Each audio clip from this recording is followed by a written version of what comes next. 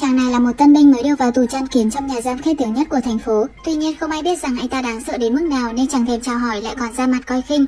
Anh ta vừa vào trong trại nhưng lại chẳng ngán một ai. Đầu cắt moi anh ta cũng đấm, đầu chọc anh ta cũng phang, cứ nhìn ngang ngang là anh ta sẽ uýnh. Mấy thằng hổ báo cáo trùn úp sọt hội đồng anh cũng chẳng sợ, cả băng đảng đông như quân nguyên anh cũng chẳng kinh. Thậm chí nhiều hôm vui tính anh ta còn lôi cả quản ngục ra dã cho một trận.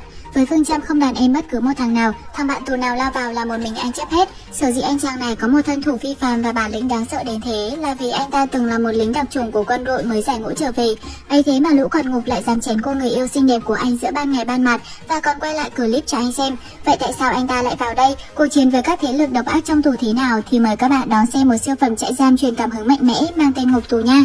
Anh chàng này tên là Ray, một cựu lính đặc chủng vừa mới giải ngũ được trở về quê nuôi cá và trồng rau. Từng là một tinh anh của lực lượng đặc biệt, Ray được huấn luyện khắc nghiệt dòng dã suốt 14 năm và hoàn thành trăm nhiệm vụ cao cả mà Tổ quốc giao cho.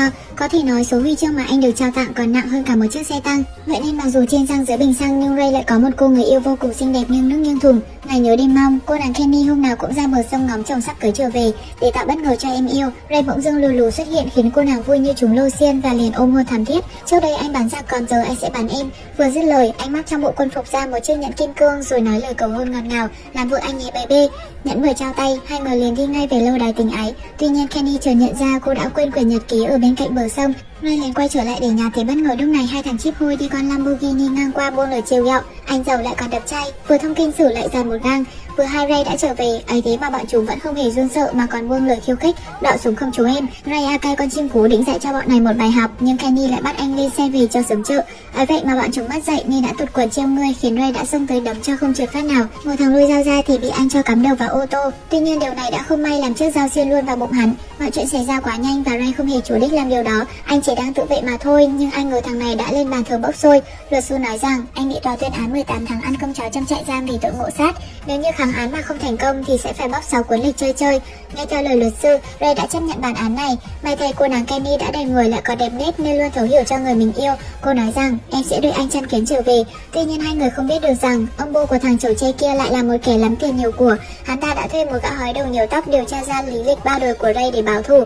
Tuy nhiên đen thay Ray lại là trẻ mồ côi nên không có người thân thích. Vậy nên thằng này chỉ có thể làm hại đích thân anh mà thôi. Có tiền thì làm phiền được thiên hạ, hắn đã sắp xếp cho Ray đi nghỉ dưỡng tại một nhà tù khét tiếng nhất Vịnh Bắc Bộ. Sau đó hắn tìm tới gã giám đốc trại giam có tên là Jack Nhong Củ rồi đặt lên một vali tiền và nói rằng con trai tôi có rất nhiều tài, đặc biệt là tài sản. Ấy vậy mà nó lại phải nhập quan khi còn đang tuổi ăn tuổi lớn. Tôi muốn thằng khốn kia sống không bằng chết và vĩnh viễn phải ở lại nơi này. Sau đó 3 đời nhà ông tiền tiêu sẽ chẳng hết. Hiểu được ý của hắn ta, lão già giám đốc liền lên kế hoạch. Hắn gọi hai tên cai ngục là tay sai đắc lực của hắn ta có biệt danh Mồm Lông và Cóc Ghẻ lên để giao nhiệm vụ.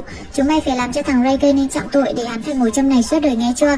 Ở phía bên kia, Ray sau khi chia chân với người yêu thì cũng đã nhập kho cùng với vài thằng bạn tù có cùng trang lứa. Tên quản ngục Mồm Lông bắt đầu quán triệt những quy định trong trại giam, như thằng nào ngang là ông sẽ giã, lệch sóng là sẽ đóng kho tài, bảo đi đằng đông thì không được sang đằng tây, đi ẻ mà gặp ma thì cũng cấm được kêu la. Nghe xong những luật lệ này, một thanh niên hoi tên là Ly Xin giữa bãi đài giao quần liền khóc tu tu. Thế vậy tên Mồm Lông liền bắt anh ta cởi quần ra rồi nhét vào mồm cho đỡ hoảng hồn. Ray với tinh thần trượng nghĩa nên đã lên tiếng khuyên ngăn thì bị hắn thọ cho một phát rùi cui đau điếng cả người. Hắn nói đánh răng 7 lần trước khi xuống, nghe chưa? Sau màn chào hỏi làm quen của quản ngục, tên giám đốc trại giam muốn gặp Ray để xem mồm ngang mũi dọc của anh thế nào. Quả nhiên một lính đặc chủng đã lập nhiều chiến công hiển hách và được tuyên dương anh hùng chống khủng bố như Ray khiến hắn ta vô cùng ấn tượng. Tên Jack Nhong Củ này nói rằng người tài như cậu xứng đáng được hưởng án tù chung thân, nếu nghe theo lời tôi thì cậu sẽ được làm vua xứ mù và ra tù đúng hạn. Thì ra hắn ta muốn Ray làm tay trong cho hắn để xử lý mấy thằng tù hay chống đối chính quyền, sau đó nhân cơ hội này kết tội cho anh ngồi bóc lịch mật gông. Hắn muốn một mũi tên trúng 2 con chim, nhưng với bản lĩnh của một người lính từ Nam Chinh Bắc Chiến như Ray thì anh nào có ngu mà tin lời thằng nghiện. Hơn nữa, anh không muốn tham gia vào bất cứ trận chiến nào trong nhà tù mà chỉ muốn sống yên ổn, bảo toàn tính mạng rồi về trả bài cho vợ mà thôi. Nhưng nhà tù không phải là nơi muốn gì mà được nấy. Tới giờ thể thao ngoài trời, Ray định ra nắng chơi cho nó mát thì bất ngờ rắc rối đã tìm đến anh. Ray vô tình va vào một thằng to con. Hắn ta là trùm của băng đảng chó ngao nên liền lao vào đi đường quyền nhưng chẳng trốn phát chết tiệt nào. Lúc này băng đảng khí đối cũng đã kéo đến giải vây. Tên đại ca Linh cô nói rằng đây là em trai của bố mày, nghe chưa? Mặc dù tên trùm của băng đảng chó ngao có vẻ không hài lòng nhưng thấy kẻ địch người đông thế mạnh cũng đành phải rút lui. Thì ra tên đại ca Linh Côn biết Ray là lính đặc chủng nên liền buông lời dụ dỗ.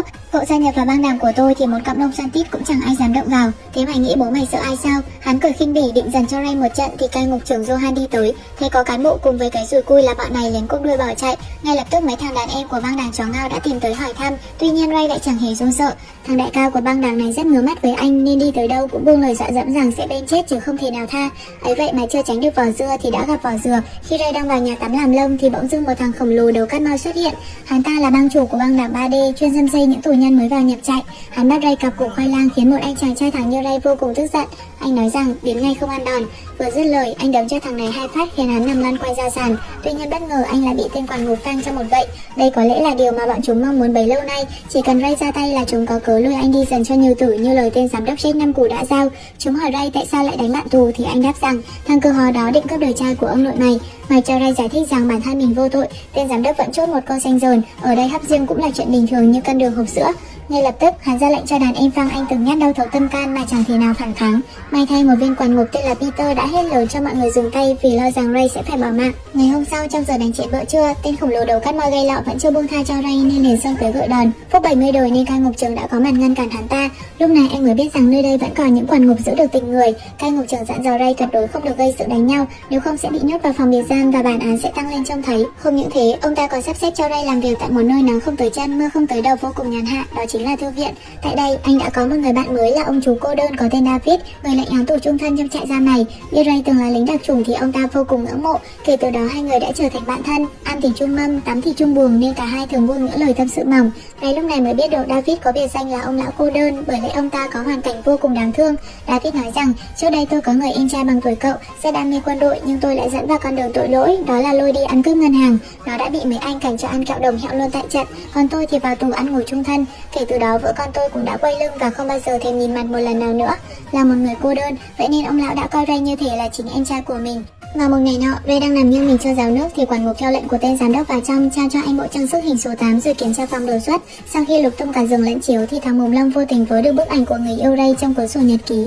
Hắn muốn trêu người anh nên liền đưa lên mồm rồi liếm như một tên biến thái tuổi 62. Thế này thì nhịn thấy quái nào được. Ray vô cùng tức giận định xông lên đấm vỡ quả mồm lông của hắn nhưng không thể nào thoát khỏi vì tay đang bị khóa. Để đẩy cơn máu chó của anh lên đỉnh điểm, tên Mồm Lông còn xé đôi bức ảnh để chọc tức Ray. Sau đó chúng mở còng tay để nhân lúc anh tức giận sẽ ra tay với quản ngục rồi kết tội hành hung cảnh sát và mức án sẽ được tăng thêm.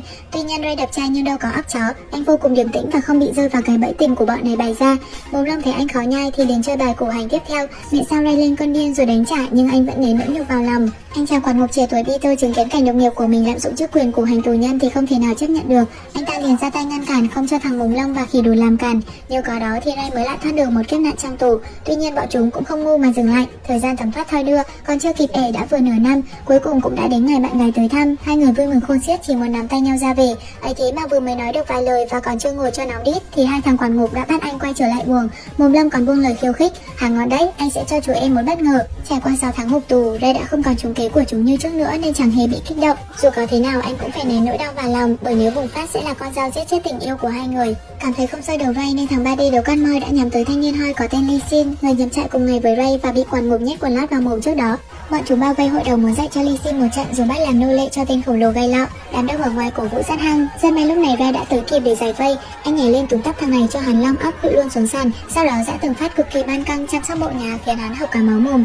Ở phía sau đám đông, một thằng đàn em của hắn xông tới tiếp tế cho một con dao. Đấu cắt moi chơi bẩn liền nhặt lên nhanh chiến. Tuy nhiên hắn đâu biết rằng Ray từng hạ gục hàng ngàn thằng khủng bố thì mấy thằng tử tù rơm rơm có là cái tác giả tác phẩm gì so với anh. Bất ngờ lúc này cai ngục trưởng xông tới quật cho hắn một phát vào hông. Đám đông được giải tán và thanh niên hoi Lee Sin đã đứng ra nhận mọi tội lỗi về mình. Đúng là một cổ có tới 5 cái chồng. Chưa thoát khỏi thằng gây lọ thì băng đảng chó ngao lại tìm đến. Tên đại ca Lincoln muốn một mực chiêu mộ Ray tham gia băng đảng của mình để củng cố sức mạnh. Hắn hỏi anh rằng tại sao chú em lại muốn bảo vệ thằng ắt con kia. Lúc này Ray mới nói ra sự thật. Trước đây ông nội mày từng chống khủng bố ở Taliban, xác của bọn chúng còn nhiều hơn tù nhân ở nơi này. Tuy nhiên tao đã lỡ tay bắn nhầm một cậu nhóc vô tội trong đám đông. Sai lầm này khiến tao không thể nào quên được và bị ám ảnh mỗi ngày. Ông nội mày muốn giúp thằng nhóc Lee Sin vì muốn ăn năn hối lỗi. Nghe đến đây, bọn chúng cũng đôi phần càng thêm nể Ray. Một thằng to xác có quả đầu phát sáng hỏi rằng thế tóm lại mày có làm đàn em của bọn tao hay không? Ray hùng hổ đáp lại: tao cá mày một lứa với mày à? Ăn cơm mèo đừng có nói leo các cụ, cẩn thận tao chặt đầu về gõ mõ để cu.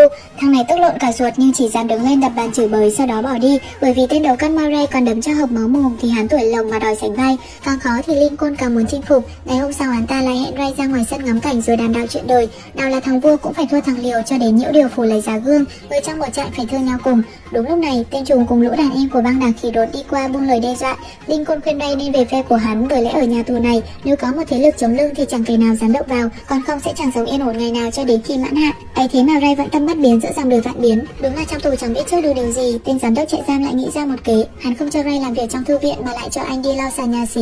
Đúng lúc này thằng đại ca của băng đảng khỉ đột bất ngờ xuất hiện để úp sọt anh. Hắn xông vào nhưng toàn đấm trượt. Anh đạp ngược một phát cho hắn cắm mặt vào tường. Sau đó anh dùng thép đầu công giã cho hắn tối tăm mặt mũi nằm ngửa ra sàn. Đúng lúc này quản ngục bước vào, chúng ấn cổ Ray vào tường rồi thả thằng đại ca của băng đảng khỉ đột ra ngoài.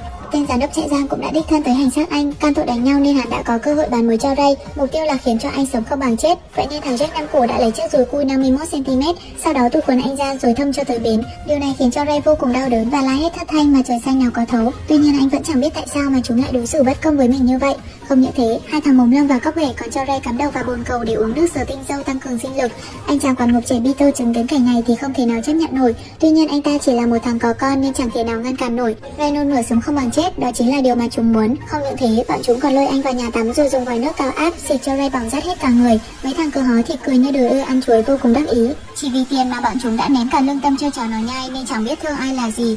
Sau chuyện này, anh chàng quản ngục trẻ Peter không đồng tình với hai thằng cờ hó này nên nói rằng nếu chúng mày còn làm những điều phạm pháp thì tao sẽ báo cấp trên. Thấy có kẻ xía mũi vào chuyện của mình, mồm lâm buông lời đe dọa. Trên đời này kẻ tức thời mới là Trang Tuấn Kiệt, không tiền thì chỉ có cặm đất mà ăn. Peter thẳng thừng chửi lại, chúng mày cứ cầm những đồng tiền thối tha đó mà tiêu, còn bố mày cóc cần hiểu chưa? Vừa hai đoạn nói chuyện này đã bị cai ngục trưởng nghe thấy, biết rằng hai thằng này đã có vấn đề về tư cách đạo đức. Ông liền đặt chiếc dùi cui lên bàn rồi tặng cho chúng một màn giáo dục công dân. Tại sao tù nhân đang làm ở thư viện mà lại bắt anh ta tới lau nhà vệ sinh? Chúng mày chỉ là hai thằng nhân viên linh tinh, thế qua mặt tao thì sẽ được ăn sau thái tuế. Nghe rõ chưa, mấy thằng hề lại còn không có não. Nghe chửi như rót mật vào tay, hai thằng quản ngục ngồi ngoan như cún con chẳng dám nói nửa lời. Quản ngục trưởng tốt bụng còn dẫn Ray tới thư viện rồi dặn lão già cô đơn, ông thấy ai lôi thằng này đi đâu thì phải báo tôi ngay, nếu không ông cũng ra vườn bấp đất người cho quen đi là vừa. Thấy kế hoạch hãm hại Ray có phần bất lợi, mồm lông và cóc ghẻ liền tới mách lèo thằng giám đốc trại giam. Hắn nói rằng chúng ta đang có kỳ đà cản mũi, đó chính là thằng nhóc Peter. Jack Năm Củ Khoai nghe xong thì không hề do dự mà chốt hạ rằng hắn không thích ở đây thì chuyển hộ khẩu xuống nhà của Diêm Vương. Hiểu được ý của giám đốc, ngay lập tức hai thằng này đeo găng tay tới buồng của một phạm nhân để lục soát và phát hiện ra một con dao chọc tiết lợn được giấu trong gối. Sau đó bọn chúng bắt phạm nhân này quỳ gối xuống nhận tội rồi tịch thu tang vật mà không hề lập biên bản. Tưởng rằng bọn này dù làm thương hôm nay vui tính lại tha cho mình, tuy nhiên tù nhân này lại không ngờ rằng đó là một cái bẫy. Ngày hôm sau khi anh ta đang cọ sàn nhà thì bất ngờ phát hiện ra một cái xác, đó chính là viên quản ngục trẻ Peter. Bất ngờ phía sau cóc ghẻ và mồm lông xuất hiện bắt quả tang phạm nhân sát hại cán bộ. Thì ra trước đó hai thằng này đeo bao để khi tịch thu con dao sẽ không để lại dấu vân tay của bọn chúng mà chỉ có dấu vân tay của tù nhân này mà thôi. Sau đó hai tên cờ hó dùng tang vật này để giết chết đồng nghiệp Peter và đổ hết tội lên đầu anh chàng tù nhân. Bọn chúng đúng là cao tay nên càng ngày mưu càng sâu, kế càng bẩn hơn cả lỗ trí thâm. Dọn dẹp được cái gai trong mắt, tên giám đốc trại giam lại tiếp tục tìm cách bàn mối cho Ray như lời thằng cờ hó làm tiền nhiều của trước đó đã nhờ. Mồm lâm hỏi rằng sao ngài không cho hắn lên bàn thờ ngắm nải chuối xanh?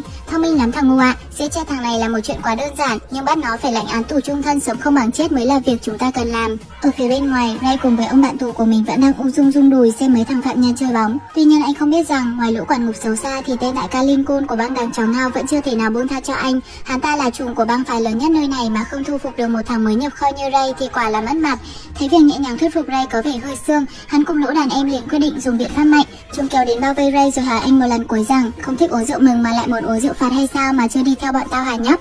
Ray không suy nghĩ mà lập tức trả lời, không có mùa xuân đấy đâu con trai ạ. Lincoln khẳng định chắc như Linh nóng cột, vậy thì mày hãy đợi đấy. Nói xong bọn chúng lập tức rời đi. Ngày hôm sau ở trong nhà tắm, Ray đang kỳ ghét cùng ông bạn già thì tên bang chủ của băng đảng khỉ đột mà hôm trước Ray mới dần trong một trận cũng có mặt ở nơi này. Biết bản lĩnh của anh lợi hại thế nào nên giờ đây nhìn thấy Ray, hắn ngoan hơn cả trào mào gặp chim sẻ đi nắng. Bất ngờ lúc này tên đàn em xăm trổ của băng đảng chó ngao xuất hiện. Ray và lão già cô đơn tưởng rằng Lincoln cử thằng này đến để sát hại mình vì tội không gia nhập băng đảng, nhưng ai dè hắn không nói không rằng mà rút dao ra xin tí huyết tên đại ca của băng khỉ đột về đánh tiết canh.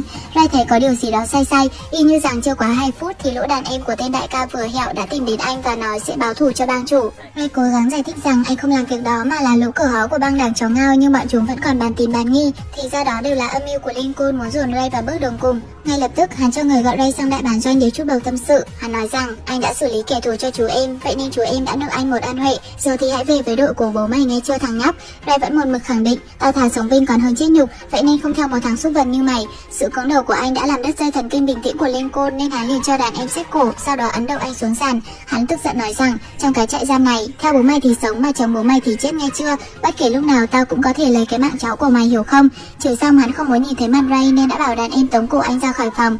Thời gian trôi nhanh như công nông xuống dốc không phanh. Đã 6 tháng nữa trôi qua và Ray cũng sắp mãn hạn tù, nhưng hai thằng quản ngục vẫn chưa thể lừa được anh. Điều này khiến cho lão Jack năm củ vô cùng tức giận. Hắn chửi mồm lông và cốc hề như tát nước vào mặt rằng sau giờ này mà chúng mày còn bình chân như vậy, không mau hãm hại thì hắn sẽ lại thành thơi và ra tù đúng lịch. Lúc đó không những hỏng việc và phải trả lại tiền mà chắc chắn lão già đã thuê chúng ta sẽ kiện cho cả lũ về vườn. Mắt của mồm lông bỗng sáng lên và nói đã nghĩ ra một diệu kế. Trong 12 tháng ăn cơm tù cũng là lúc cô người yêu Kenny đều vào thăm Ray lần thứ hai. Ấy thế mà lũ này nhân cơ hội đó để làm một điều bị ổi. Bọn chúng bắt cô nàng cởi hết quần áo ra với lý do phải kiểm tra để đảm bảo người nhà của nạn nhân không mang hàng nóng vào trong, có vậy thì mới được cho vào thăm. Vậy nên Kenny miễn cưỡng phải làm theo. Mặc dù cô nàng khá ngây thơ nhưng chỉ cần dùng đầu ngón chân để suy nghĩ thì cũng đủ hiểu rằng bọn này đang có một âm mưu nào đó.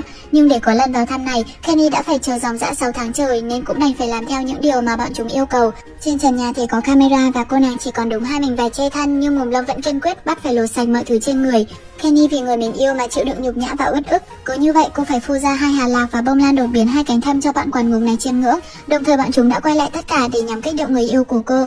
Sau khi nhìn đã 2 con mắt, chúng cầm đoạn video mà camera ghi lại tới gặp Ray và nói rằng nhịp điệu cười ngờ nghệch và ánh mắt thất thần của mày là tao lại muốn trao ngay một món quà. Ray đáp lại bố mày lại sợ chúng mày quá cơ. Bọn chúng liền nở nụ cười rồi nói con ghệ của mày đẹp lắm nhưng sẽ đẹp hơn nếu không mặc gì. Nói xong mồm lông lấy video ra cho Ray xem khiến anh biến thành một con thú hoang, muốn cắn xé bọn này thành trăm mảnh. Bọn chúng thì cứ đứng ngoài cười như chưa bao giờ được cười để chế nhạo một cái thất bại như Ray. Một lúc sau bọn chúng cho anh được gặp người yêu của mình, tuy nhiên anh lại tỏ ra không hề vui vẻ và còn nở cơn tam bành trách mắng vợ sắp cưới của mình. Ray cho rằng Kenny là một người dễ dãi nên mới cho bạn quản ngục ngang nhiên làm điều sang bậy. Nghe những lời mạt hạ của người bình thường, Kenny nước mắt lưng tròng đau xót nói rằng tôi bị ép làm thế cũng chỉ để gặp anh đó, thằng khốn nạn. Sau khi bình tĩnh lại, Ray mới nhận ra đây là một cái bẫy nên chủ động làm lành với người yêu. Nếu như vì chuyện này mà anh làm một điều gì đó thì mãi mãi hai người sẽ chẳng có cơ hội gặp lại một lần nào nữa. Đợi mãi mà Ray không có phản ứng gì, tên quản ngục lại tiếp tục đưa ra hạ sách. Hắn ta biết rằng Ray là một người lính nên luôn nêu cao tinh thần trượng nghĩa. Trong trại giam này có 2 người quan trọng nhất đối với anh, đó chính là thanh niên hay khóc nghề Lee Sin và ông bạn già cô đơn làm ở thư viện. Vậy nên hắn sẽ dựa vào điểm yếu này để khiến anh phải nhanh chóng gây án để kết tội rồi cho bóp lịch chung thân. Người đầu tiên mà bọn chúng nhắm tới đó chính là cậu nhóc Lee Sin. Hắn sai thằng đầu cắt moi và băng đảng 3D của hắn bắt đầu hành động. Đợi khi cậu nhóc vào nhà kho lấy thực phẩm cho đầu bếp nấu cơm, bọn này xông vào chặn đầu tòng sống. Ngay lập tức bọn chúng lưu cậu nhóc vào kho rồi tắt đèn của Ngô Tất Tố. Ngày hôm sau, băng đảng chó ngao gọi Ray ra để thông báo chuyện này. Lee Sin khóc lóc nói rằng tôi đã bị mất đời trai, tôi phải giết bọn này. Ngay lập tức chúng đưa cho cậu nhóc một con dao để báo thù mấy thằng dâm dê đê tiện lại còn biến thái. Tuy nhiên Ray ngăn lại và nói nếu cậu giết người thì sẽ bị ám ảnh suốt đời, đừng nghe theo lời bạn chúng nếu không muốn tay bị nhúng chàm. Thế mày nghĩ ai vào đây mà không làm điều ác hay sao? Ray lúc này cũng hết thuốc chữa chẳng thể khuyên ngăn. Ngay lập tức cậu nhóc Lee Sin hẹn thằng đầu cắt moi tới nhà kho để luyện skill ăn chuối xanh cà này. Nhân lúc hắn đang tê tái thì anh rút dao ra xiên cho vài nhát nát cả chú họa mi. Thực hiện xong việc này, Lee Sin ám ảnh khóc lóc như mưa ở trong nhà tắm. Nắm được thóp của Lee Sin, ngày hôm sau trong giờ thể dục ngoài trời, băng đảng chó ngao bắt cậu đi thủ tiêu Ray cho đỡ ngửa mắt can tội không gia nhập băng đảng của bọn chúng. Lee Sin như một thằng ngáo đá hùng hổ cầm dao xông tới. Tuy nhiên đứng trước một người rank vàng xếp hạng cao thủ cũng như đã từng cứu mạng của mình thì cậu ta không dám ra tay mà quay đít rời đi. Quay trở về phòng, Lee Sin lại bắt theo Trấn Thành cờ Ray làm cho hai hàng nước mắt. Không chấp nhận có kẻ dám chống lại mình và cũng muốn chiều lòng mấy thằng quản ngục, Lincoln giả vờ ăn ủi rồi đâm cho Lee Sin vài nhát dao vào mạng sườn, tiện luôn sang tay trúc thỉnh kinh. Thế là cậu nhóc đã được mãn hạn tù trước thời gian dự định.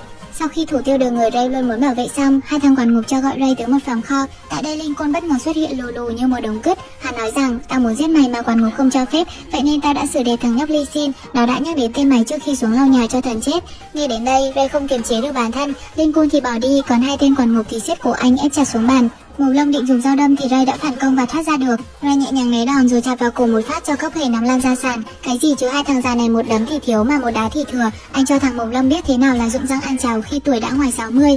Cai ngục trưởng phía ngoài nghe thấy tiếng động thì vội vã vào trong, sau đó quật cho Ray một phát vào gáy để giải vây. Chứng kiến cảnh này, ông hỏi rằng ai đã đưa thằng này vào đây. Tên mồm lông đạch phải nói ra đây là sự chỉ đạo của ngài giám đốc. Cai ngục trưởng vô cùng tức giận, ông ta xông lên gặp tay Jack năm củ và nói rằng đây chắc chắn là âm mưu của ông. Không một thằng phạm nhân nào chuẩn bị ra tù lại ngu si đi đánh quản giáo. Thằng giày rách chơi luôn bài ngửa, mày biết bố mày là ai không mà dám to mồm? Thế ông có biết bố tôi là ai không mà cũng lắm mồm không kém. Tao là giám đốc trại giam này, tao có quyền sinh quyền sát nghe chưa? Cai ngục trưởng là cấp dưới của hắn ta nên cũng đành câm nín. Ngay lập tức với tội danh tống quất cho quản ngục quả tay, Ray không những nhận thêm 3 năm tù mà còn bị nhốt vào phòng biệt giam để thụ án. Tuy nhiên ý chí kiên cường của anh vẫn còn nguyên vẹn, không nhìn thấy ánh mặt trời cũng như không được tiếp xúc với ai. Để cải thiện tâm trạng, Ray phải lao vào khổ luyện thể lực cho sung mãn. Tuy nhiên cóc ghẻ và mồm lông vẫn không hề buông tha cho anh. Thỉnh thoảng bọn này lại ú oa mình chỉ là một người đến sau như mấy thằng hâm hấp.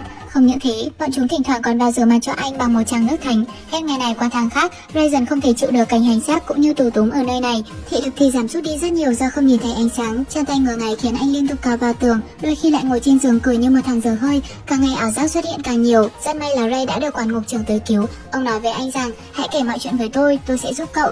Chúng ta sẽ cùng hội cùng thuyền, chứ nếu cứ như thế này cậu sẽ bỏ mạng ở nơi đây. Tuy nhiên Ray giờ đây không còn tin ai nữa, tâm trí rối bời nên chỉ biết cười mà thôi.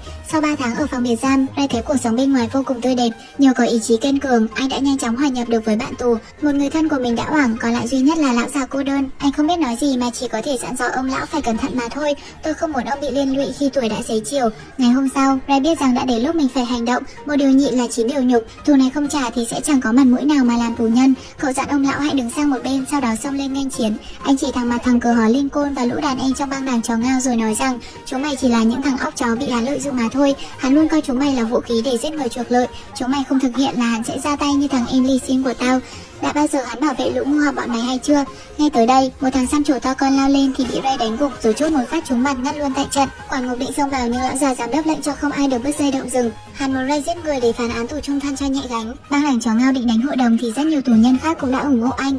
Ngay cả băng đảng khỉ đồi cũng về cùng một phe bắt bẹp đầu Lincoln vì chúng biết rằng hắn ta chính là kẻ đã giết băng chủ của mình. Ray nói rằng mày chỉ là một thằng hèn dựa vào lũ đàn em, có giỏi thì ra đây đánh tay đôi với bố mày như hai thằng đàn ông. Lũ tay chân của hắn thấy cũng có lý nên liền xúi đại ca lao lên giao chiến. Tuy nhiên mấy miếng võ mèo cào bờ rào của hắn thì tuổi gì so với Ray, vậy nên hắn nhanh chóng bị anh bè tay rồi lên gối cho thối nát cả bộ lòng mề. Mặc dù mồm đã như nhai bã trầu ấy vậy mà lũ đàn em vẫn lôi hắn dậy đấu tiếp. Lincoln bất đắc dĩ phải tiếp tục xông vào nhưng nhà vô là sẽ lĩnh sẹo, không thể nào ngóc đầu dậy được. Ai dè lũ đàn em vẫn chẳng buông tha lần hai. Ray nhảy lên khóa cổ định cho hắn bốc mộ ở nơi này. Tuy nhiên đây lại chính là ý muốn của thằng cờ hó giám đốc trại giam. Cai ngục trưởng cũng đã nhận ra được điều này. Ray nhìn sang ông bạn tù của mình thì nhận được lời khuyên nhủ không nên làm thế. Bình tĩnh trở lại, anh đã tha cho hắn một con đường sống. Bỗng dưng một con dao được ném vào. Lincoln nhân cơ hội đó nhặt vũ khí xông tới tấn công, nhưng ông lão cô đơn đã xoay người đỡ hộ cho Ray. Ai cũng bất ngờ vì điều này mà không kịp phản ứng, mọi người đều lao tới. Đàn em của băng đảng khỉ đốn lúc này cũng đã xông lên báo thù cho đại ca. Ray biết rằng từ tên giám đốc mà ra, anh xin cai ngục trưởng cho lên gặp hắn. Anh chửi rằng tại sao thằng mặt nồi như mày lại cứ nhắm vào tao, hay mày yêu tao từ cái nhìn đầu tiên? Ngay cả thằng nhóc Lee Sin nó đã làm gì nên tội mà mày lại đối xử không có tình người? Lúc này thằng cờ hó liền mở bài nói tuệt ra mọi chuyện. Tài bên chết con trai của người không nên động vào nên tập xác định là chẳng có đường nào để thoát khỏi nơi đây. Có người đã trả tiền để tao làm việc này nghe chưa? Số tiền đó có thể đốt mày thành chó thui đấy thằng ngu ạ. Ray đáp lại, đầu hai thứ thấp rồi còn óc heo. Vừa dứt lời, Ray bất ngờ móc ra một chiếc điện thoại ở cặp quần. Ngay sau đó, cai ngục trưởng cùng những công tố viên xông vào. Thì ra anh đã thông đồng với ông từ trước, bằng chứng rõ ràng. Tên giám đốc trại giam không thể nào chối cãi mà lập tức được tổ chức đám ma ở nơi này. Không những hắn ta mà hai thằng mồm lông và cóc ghẻ cũng như tên bố đẻ của thằng chế trâu đầu phim cũng đã phải chịu chung số phận. Để thay làm bọn chúng lại phải thụ án ở đúng trại giam này. Trước đây hành hạ các phạm nhân bao nhiêu thì giờ đây sẽ được chăm sóc lại gấp hàng trăm hàng ngàn lần. Còn về phía Ray, anh cũng vô cùng bất ngờ khi bạn mình là lão già cô đơn đã tay qua nạn khỏi. Nha dao của Lincoln đã may mắn không lấy đi cái mạng già này. Ray hỏi tại sao ông lại cứu mạng tôi. David thản nhiên trả lời, tôi coi cậu là em trai mình nên hy sinh cũng chẳng hề hối hận. Ray không ngờ ở nơi này cũng có một người trượng nghĩa như anh. Trước khi Ray được ra tù, ông nhờ anh, cậu hãy giúp tôi nói lời xin lỗi tới đứa con gái của tôi, nói rằng tôi yêu con bé rất nhiều. Trước đề nghị này, Ray liền đồng ý. Ngày hôm sau anh được mãn hạn ra tù. Cai ngục trưởng cũng bắt tay chào tạm biệt. Gặp lại người yêu, hai người liền phát luôn cẩu lương cho mấy anh lính thèm thuồng chảy hết cả nước dãi. Từ đó hai người có một cuộc sống như trong mơ. Bao nhiêu sự hy sinh của Kenny nay đã được đền đáp. Không những thế, Ray còn tới nhà cô con gái của ông bạn tù. Anh xách theo một chiếc vali, đó là toàn bộ số tiền anh tiết kiệm sau 14 năm phục vụ trong quân ngũ để trao tặng cho cô con gái và nói rằng hãy tha thứ cho cha cô, ông ấy rất yêu cô. Sau đó, Ray và Kenny đi về một nơi hạnh phúc. Có thể nói hiếm có một cô gái nào hy sinh vì tình yêu như cô nàng này, chờ đợi người yêu suốt 14 năm quân ngũ và 2 năm tù giam để nhận được cái kết đẹp. Qua bộ phim cho chúng ta thấy, chỉ cần có một tình yêu chân thành thì ắt chúng ta sẽ vượt qua được tất cả. Không chỉ là trên phim, ở ngoài đời cũng có rất nhiều tình yêu đẹp. Vậy nên anh em dù có đi lính thì cũng hãy vững niềm tin, bởi người yêu luôn là hậu phương vững chắc. Bên cạnh đó, nhà tù luôn là nơi bất công và khốc liệt nhất. Vậy nên chúng ta hãy sống thật tốt để không phải trả giá đáng đó nha. Bộ phim hôm nay đến đây là hết rồi. Tên phim mình để ở đầu mô tả để các bạn có thể lên Google tìm kiếm xem trọn bộ đầy đủ nha. Nếu cảm thấy video này hay thì đừng quên like, share video và đăng ký kênh để ủng hộ Mật. Nếu các bạn thích mình review bộ phim nào khác thì hãy để lại ý kiến dưới phần bình luận nha. Cảm ơn tất cả mọi người. I love you Pak Pak. Bye bye.